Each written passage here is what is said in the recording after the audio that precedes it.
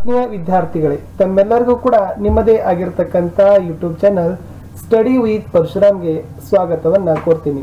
ನಾನು ಪರಶುರಾಮ್.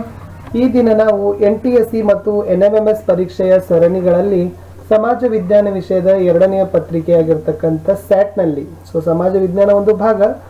ಅದರಲ್ಲಿ ನಾವು ಅಭ್ಯಾಸ ಪ್ರಶ್ನೆಗಳು ಅಂದರೆ ಮಹತ್ವಪೂರ್ಣವಾದ ಪ್ರಶ್ನೆಗಳನ್ನು ನೋಡ್ತಾ ಇದ್ದೀವಿ. ಇದು 8ನೇ ಭಾಗದ ವಿಡಿಯೋ. ಇದಕ್ಕಿಂತ ಮುಂಚೆ 7 ಭಾಗಗಳ ವಿಡಿಯೋಗಳನ್ನು ತಾವು ತಪ್ಪದೇ ನೋಡಿ ವಿಷಯವನ್ನು ಹೆಚ್ಚಿಸಿಕೊಳ್ಳಲಿಕ್ಕೆ ಸಹಕಾರಿ ಆಗುತ್ತೆ. ದಯಮಾಡಿ ಹೊಸಬರಾಗಿದ್ದರೆ ನನ್ನ ಯೂಟ್ಯೂಬ್ ಚಾನಲ್ ಸ್ಟಡಿ ವಿತ್ ಪರಶುರಾಮ್ಗೆ ಸಬ್ಸ್ಕ್ರೈಬ್ ಮಾಡೋದ್ರ ಜೊತೆಗೆ ಬೆಲ್ ಐಕಾನ್ ಅನ್ನು ಒತ್ತಿ. ಇದರಿಂದ ಮುಂಬರ್ತಕ್ಕಂಥ ವಿಡಿಯೋಗಳ ನೋಟಿಫಿಕೇಶನ್ ನಿಮಗೆ ಸಿಗುತ್ತೆ. ಅಷ್ಟೇ ಅಲ್ಲದೆ ನಾನು ಬ್ಲಾಗ್ ಸ್ಪಾಟ್ ಅನ್ನು ರೆಡಿ ಮಾಡಿದ್ದೀನಿ. ಸ್ಟಡಿ ವಿತ್ ಪರಶುರಾಮ್.blogspot.com ಇದೆ.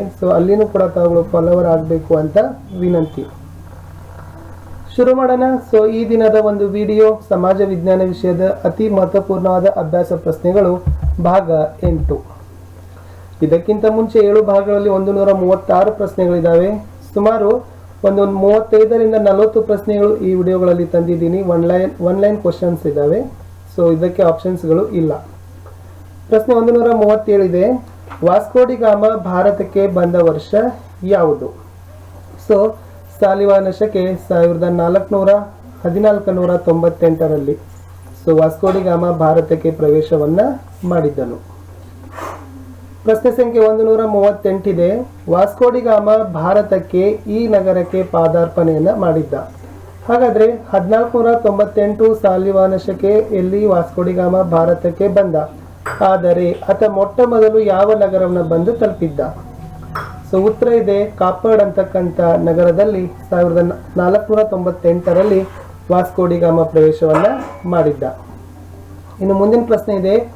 ಕೆಂಪು ಸಮುದ್ರ ಮತ್ತು ಮೆಡಿಟರೇನಿಯನ್ ಸಮುದ್ರಗಳ ನಡುವೆ ಕಾಲುವೆಯನ್ನ ನಿರ್ಮಾಣ ಮಾಡಿದ ವರ್ಷ ಯಾವುದು? ಕೆಂಪು ಸಮುದ್ರ ಮತ್ತು ಮೆಡಿಟರೇನಿಯನ್ ಸಮುದ್ರದ ನಡುವೆ ಕಾಲುವೆಯನ್ನ ಯಾವ ವರ್ಷದಲ್ಲಿ ನಿರ್ಮಾಣವನ್ನ ಮಾಡಿದ್ರು? 1869 ಸಾಲಿವಾನ ಶಕೆಯಲ್ಲಿ ಕೆಂಪು ಸಮುದ್ರ ಮತ್ತು ಮೆಡಿಟರೇನಿಯನ್ ಸಮುದ್ರದ ನಡುವೆ ಕಾಲುವೆಯನ್ನ ನಿರ್ಮಾಣವನ್ನ ಮಾಡಿದ್ರು. ಪ್ರಶ್ನೆ ಸಂಖ್ಯೆ 140ಕ್ಕೆ ಹೋಗೋಣ. ಒಂದು ನಾಟಿಕಲ್ ಎಂದರೆ ಎಷ್ಟು ಮೈಲು? ಎಷ್ಟು ಮೈಲಿಗೆ ಒಂದು ನಾಟಿಕಲ್ ಅಂತ ಕರಿತೀವಿ? ಅದರದ ಉತ್ತರ ಇದೆ 1.85 ಕಿಲೋಮೀಟರ್. ಸರಿಯಾಗಿರ್ತಕ್ಕಂಥ ಪ್ರಶ್ನೆ ಇತ್ತು. ಒಂದು ನಾಟಿಕಲ್ ಎಂದರೆ 1.85 ಕಿಲೋಮೀಟರ್.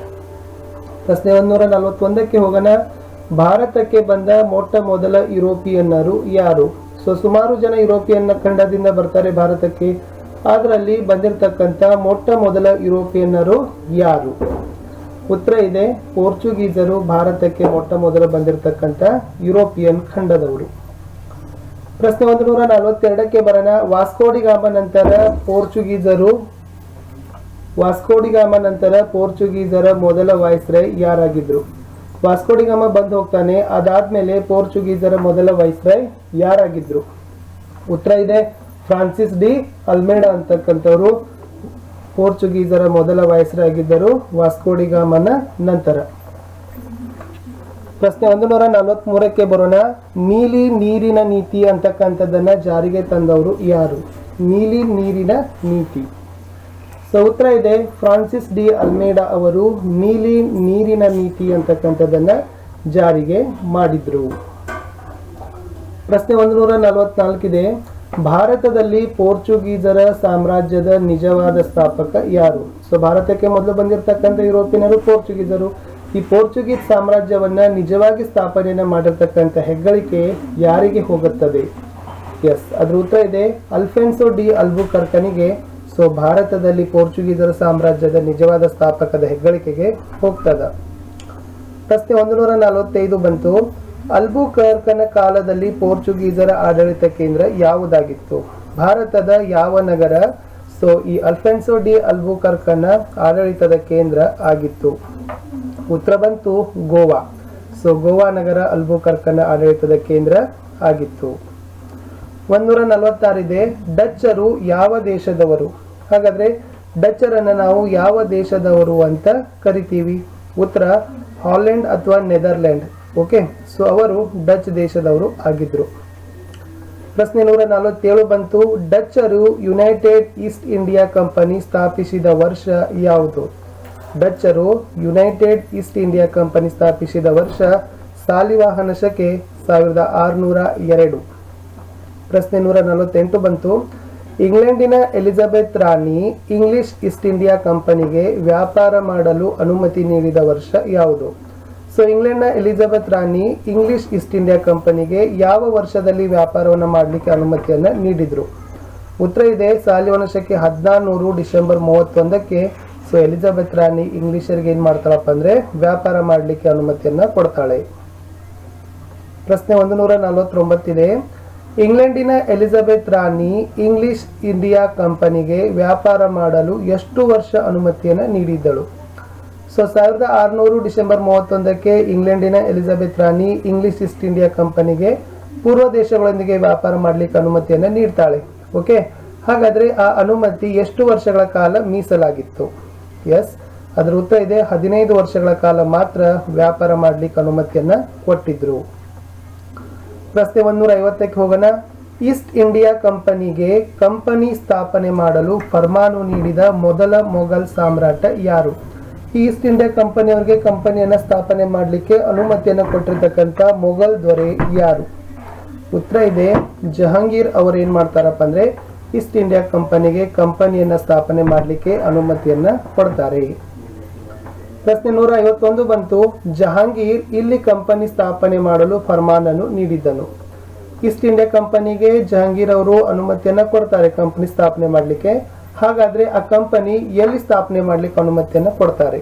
ಅದ್ರ ಉತ್ತರನೇ ಇತ್ತು ಸೂರತ್ ಅಲ್ಲಿ ಅವರು ಕಂಪನಿ ಸ್ಥಾಪನೆ ಮಾಡಲಿಕ್ಕೆ ಜಹಾಂಗೀರ್ ಅವರು ಅನುಮತಿಯನ್ನ ಕೊಡ್ತಾರೆ. ಪ್ರಶ್ನೆ 152 ಬಂತು. ಸೆಂಟ್ ಜಾರ್ಜ್ ಫೋರ್ಟ್ ಕೋಟೆ ಎಲ್ಲಿದೆ?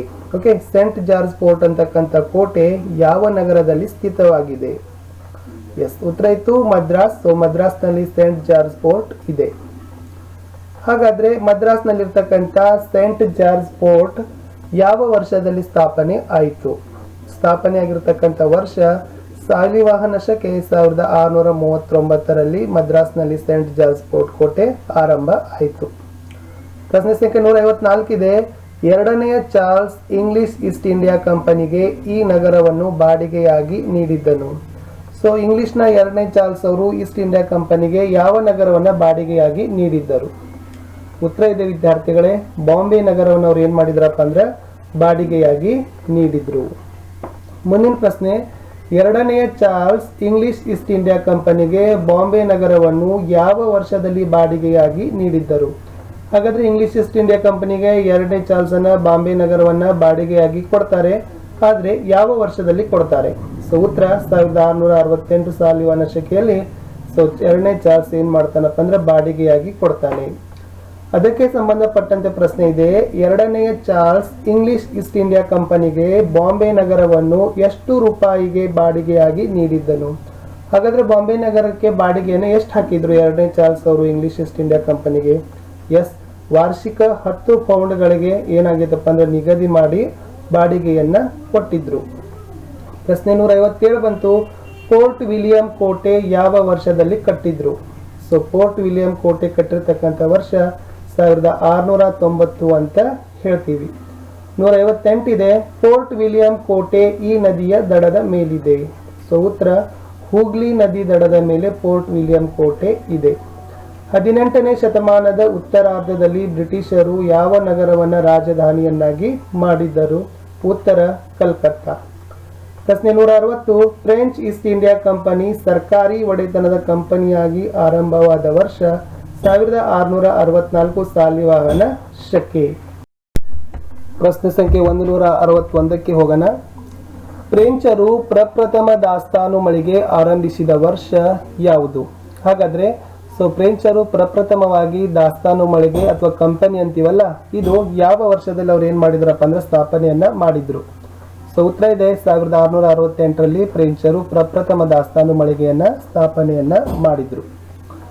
ಪ್ರಶ್ನೆ 162 ಬಂತು. ಫ್ರೆಂಚರು ಪ್ರಪ್ರಥಮ ದಾಸ್ತಾನು ಮಳಿಗೆ ಆರಂಭಿಸಿದ ಸ್ಥಳ ಯಾವುದು? ಹಾಗಾದ್ರೆ 1668ರಲ್ಲಿ ಫ್ರೆಂಚರು ಪ್ರಪ್ರಥಮ ದಾಸ್ತಾನು ಮಳಿಗೆಯನ್ನ ಎಲ್ಲಿ ಸ್ಥಾಪಿಸಿದ್ರು? ಉತ್ತರ ಸೂರತ್ನಲ್ಲಿ ಏನ್ ಮಾಡ್ತಾರಪ್ಪ ಅಂದ್ರೆ ಅವರು ಸ್ಥಾಪನೆಯನ್ನ ಮಾಡ್ತಾರೆ. ಪ್ರಶ್ನೆ 163. ಫ್ರೆಂಚರ ರಾಜಧಾನಿ ಯಾವುದಾಗಿತ್ತು? ಸೊ ಉತ್ತರ ಪಾಂಡಿಚೇರಿ ಅಂತಕ್ಕಂಥ ನಗರ ಇದೆಯಲ್ಲ, ಇದು ಫ್ರೆಂಚರು ತಮ್ಮ ಆಡಳಿತದ ರಾಜಧಾನಿಯನ್ನಾಗಿ ಮಾರ್ಪಡಿಸಿದ್ದರು. ಪ್ರಶ್ನೆ 164, ದಕ್ಷಿಣ ಭಾರತದಲ್ಲಿ ಫ್ರೆಂಚ್ ಅಧಿಪತ್ಯ ಸ್ಥಾಪನೆಯನ್ನ ಬಯಸಿದವರು.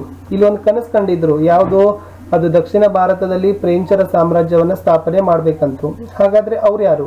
ಅವರೇ ಡೂಪ್ಲೆ ಅಂತಕ್ಕಂಥವ್ರು ದಕ್ಷಿಣ ಭಾರತದಲ್ಲಿ ಫ್ರೆಂಚ್ ಅಧಿಪತ್ಯ ಸ್ಥಾಪನೆಯ ಕನಸನ್ನ ಕಂಡಿದ್ರು. ನೆಕ್ಸ್ಟ್, ಕರ್ನಾಟಿಕ್ ಯುದ್ಧಗಳು ಇವರ ಮಧ್ಯೆ ನಡೆದವು. ಸೊ ಖ್ಯಾತವಾಗಿ ಪ್ರಸಿದ್ಧ ಆಗಿರ್ತಕ್ಕಂಥ ಕರ್ನಾಟಿಕ್ ಯುದ್ಧಗಳು ಯಾರ ನಡುವೆ ನಡೆದವು? ಸೊ ಬ್ರಿಟಿಷರು ಮತ್ತು ಫ್ರೆಂಚರ ನಡುವೆ ನಡೆದಿರ್ತಕ್ಕಂಥ ಯುದ್ಧಗಳನ್ನೇ ನಾವೇನಂತೀವಪ್ಪ ಅಂದ್ರೆ ಕರ್ನಾಟಿಕ್ ಯುದ್ಧಗಳು ಅಂತ ಕರಿತೀವಿ. ಪ್ರಶ್ನೆ 166 ಬಂತು, 1724ರಲ್ಲಿ ಹೈದರಾಬಾದ್ ಸಂಸ್ಥಾನವನ್ನ ಸ್ಥಾಪಿಸಿದವರು ಯಾರು? 1724 ಸಾಲಿವಾಹನ ಶಕೆಯಲ್ಲಿ ಹೈದರಾಬಾದ್ ಸಂಸ್ಥಾನವನ್ನ ಸ್ಥಾಪಿಸಿರ್ತಕ್ಕಂಥ ಕೀರ್ತಿ ಅಸಫ್ ಜಾ ಈತನಿಗೆ ಏನ್ ಮಾಡ್ತದಪ್ಪ ಅಂದ್ರೆ ಹೋಗ್ತದ. ಪ್ರಶ್ನೆ ಮುಂದೆ ಬಂತು, ಅಸಫ್ ಜಾ ಇವನನ್ನು ಕರ್ನಾಟಕದ ನವಾಬನನ್ನಾಗಿ ನೇಮಿಸಿದ್ದನು. ಅಸಫ್ ಜಾ ಇದನ್ನಲ್ಲ, ಈತನು ಸೊ ಕರ್ನಾಟಕದಲ್ಲಿ ಯಾರನ್ನ ನವಾಬನನ್ನಾಗಿ ನೇಮಕವನ್ನ ಮಾಡ್ತಾನೆ?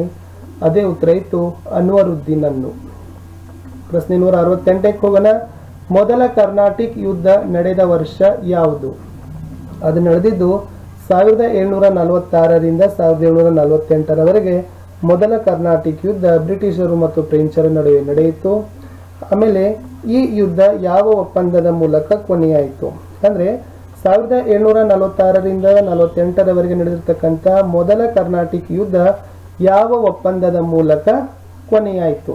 ಸೊ ಉತ್ತರ ಇತ್ತು ಎಕ್ಸ್ಲಾ ಚಾಪೆಲ್ ಅಂತಕ್ಕಂಥ ಒಂದು ಒಪ್ಪಂದದ ಮೂಲಕ ಮೊದಲ ಕರ್ನಾಟಿಕ್ ಯುದ್ಧ ಕೊನೆಯಾಯಿತು. ಪ್ರಶ್ನೆ 170 ಇದೆ, ಎರಡನೇ ಕರ್ನಾಟಿಕ್ ಯುದ್ಧ ನಡೆದ ವರ್ಷ ಯಾವುದು? ಅದಿತ್ತು ಸೊ 1749ರಿಂದ 1754ರವರೆಗೆ ಎರಡನೇ ಕರ್ನಾಟಿಕ್ ಯುದ್ಧಗಳು ನಡೆದವು. ಪ್ರಶ್ನೆ 171, ಎರಡನೇ ಕರ್ನಾಟಿಕ್ ಯುದ್ಧ ಈ ಒಪ್ಪಂದದ ಮೂಲಕ ಕೊನೆಯಾಯಿತು. ಎರಡನೇ ಕರ್ನಾಟಿಕ್ ಯುದ್ಧ ಯಾವ ಒಪ್ಪಂದದ ಮೂಲಕ ಕೊನೆಯಾಯ್ತಪ್ಪ ಅಂದ್ರೆ ಅದು ಪಾಂಡಿಚೇರಿ ಒಪ್ಪಂದದ ಮೂಲಕ ಮುಗೀತು. ಪ್ರಶ್ನೆ 172ಕ್ಕೆ ಬರೋಣ. ಕರ್ನಾಟಕದ ರಾಜಧಾನಿ ಯಾವುದು? ಇದೇನು ಬ್ರಿಟಿಷರು ಮತ್ತು ಫ್ರೆಂಚರ ನಡುವೆ ಕರ್ನಾಟಿಕ್ ಯುದ್ಧ ನಡೀತಾವಲ್ಲ, ಹಾಗಾದ್ರೆ ಈ ಕರ್ನಾಟಕದ ರಾಜಧಾನಿ ಯಾವ್ದಾಗಿತ್ತಪ್ಪ ಅಂದ್ರೆ ಅರ್ಕಾಟ್, ಇದು ಕರ್ನಾಟಕದ ರಾಜಧಾನಿ ಆಗಿತ್ತು. 173ಕ್ಕೆ ಬರೋಣ. ಮೂರನೇ ಕರ್ನಾಟಿಕ್ ಯುದ್ಧ ನಡೆದ ವರ್ಷ ಯಾವುದು? ಸೊ 1756ರಿಂದ 1763ರವರೆಗೆ ಮೂರನೇ ಕರ್ನಾಟಿಕ್ ಯುದ್ಧಗಳು ಏನಾಯ್ತಪ್ಪ ಅಂದ್ರೆ ಬ್ರಿಟಿಷರು ಮತ್ತು ಫ್ರೆಂಚರ ನಡುವೆ ನಡೀತು. ಈ 1756ರಿಂದ 63ರವರೆಗೆ ನಡೆದಿರ್ತಕ್ಕಂಥ ಮೂರನೇ ಕರ್ನಾಟಿಕ್ ಯುದ್ಧ ಯಾವ ಒಪ್ಪಂದದ ಮೂಲಕ ಮುಗಿತು?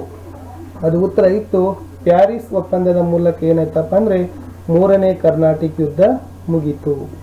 ಪ್ರಶ್ನೆ 175, ಭಾರತದಲ್ಲಿ ಬ್ರಿಟಿಷ್ ಅಧಿಕಾರವನ್ನ ಕಟ್ಟಿರ್ತಕ್ಕಂಥ ಪ್ರಪ್ರಥಮ ಅಧಿಕಾರಿ ಅಂತಕ್ಕಂಥ ಹೆಗ್ಗಳಿಕೆ ರಾಬರ್ಟ್ ಕ್ಲೇವ್ ಈತನಿಗೆ ಏನಾಗ್ತದಪ್ಪ ಅಂದ್ರೆ ಹೋಗ್ತದ.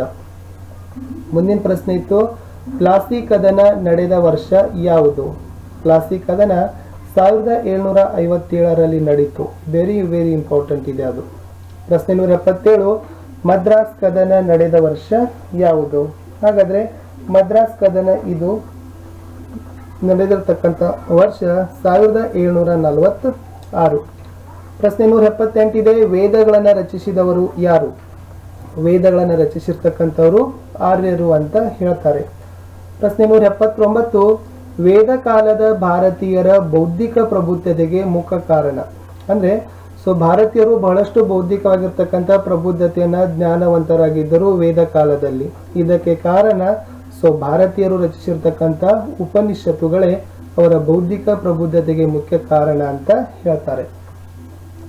ಪ್ರಶ್ನೆ 180 ಬಂತು, ಋಗ್ವೇದದಲ್ಲಿ ಇರುವ ಸೂಕ್ತಿಗಳ ಸಂಖ್ಯೆ ಎಷ್ಟು? 1028 ಇವು ಋಗ್ವೇದದಲ್ಲಿರ್ತಕ್ಕಂಥ ಸೂಕ್ತಿಗಳು ಆಗಿದ್ದಾವೆ. ಈ ವಿಡಿಯೋದ ಕಡೆಯ ಪ್ರಶ್ನೆ, ಋಗ್ವೇದದಲ್ಲಿರ್ತಕ್ಕಂಥ ಒಟ್ಟು ಮಂಡಲಗಳ ಸಂಖ್ಯೆ ಎಷ್ಟು? ಆ 1028 ಸೂಕ್ತಿಗಳು ಏನಾಗಿದ್ದಾವಪ್ಪ ಅಂದ್ರೆ ಅವು 10 ಮಂಡಲಗಳಲ್ಲಿ ಏನಾಗಿದ್ದಾವಪ್ಪ ಅಂತಂದ್ರೆ ಮುಕ್ತಾಯವಾಗಿದ್ದಾವೆ. ವಿಡಿಯೋ ಇಷ್ಟ ಆದರೆ ದಯಮಾಡಿ ಲೈಕ್ ಮಾಡಿ, ಒಂದು ಶೇರ್ ಸಹಿತ ಮಾಡಿ. ಸೊ ಈ ವಿಷಯದ ಕುರಿತು ಏನಾದರೂ ಅನಿಸಿಕೆಗಳಿದ್ದರೆ ಸಂದೇಹಗಳಿದ್ದರೆ ಕಮೆಂಟ್ ಬಾಕ್ಸ್ನಲ್ಲಿ ಪೋಸ್ಟ್ ಮಾಡಿ. ದಯಮಾಡಿ ನನ್ನನ್ನು blog spot study with Parashuram .blogspot ಅಲ್ಲಿ ಫಾಲೋ ಮಾಡಲು ಮರೆಯದಿರಿ. ಸಿಗುವ ಇನ್ನೊಂದು ಹೊಸ